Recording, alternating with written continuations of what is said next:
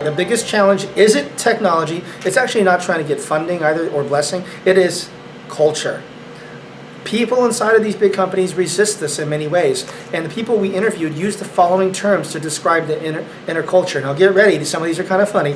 One is called the permafrost, or the frozen tundra, or antibodies that resist change.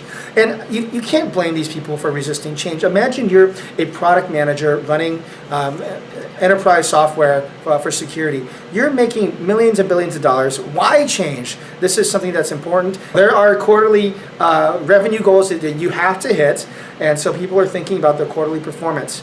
Innovation is often the long game. You're preparing and planning for something that's not going to matter for a few years. So it's these smaller investments. It's harder to look out that way. So culture is the big resistance to this. We highlighted in the report that there's 5 levels of maturity when it comes to innovation programs. At the very top, these 2 companies stick out in my mind, although it's not limited to them: MasterCard and Johnson & Johnson. MasterCard, they have a mandate for innovation that comes from the CEO, and he's blessed a set amount of budget for the team to innovate and ship new things. And he said this budget will not be taken away even if the company's financial performance goes down, because innovation is so important to what they're doing. They have competitors like Google and even Amazon emerging, not just traditional credit card companies. So they cannot stop.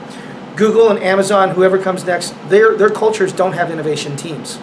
They don't need innovation teams. Startups don't need innovation teams because it's already baked into your culture. So that's who you're competing with.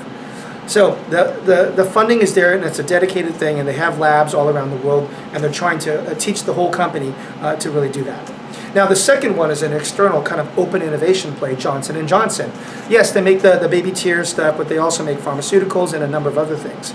But they were not producing products as fast, so they created the J&J labs, and there's 8 of these labs all around the world. And the reason it's so advanced is they even allow competitors to have a place in these labs and to build products, because they'd rather having it near them rather than out in the wild. And I interviewed Melinda Richter, head of Johnson & Johnson Labs, and I asked her, why are you allowing disruption to happen in your own roof? And she says, we have all the boats to float when it comes to health and healthcare, because then everybody wins, and of course our brand will be there, and we can establish relationships with them as well.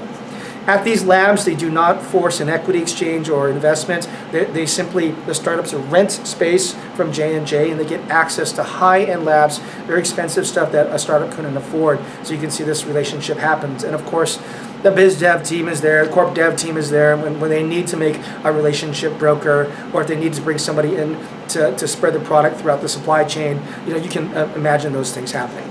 So those are 2 examples.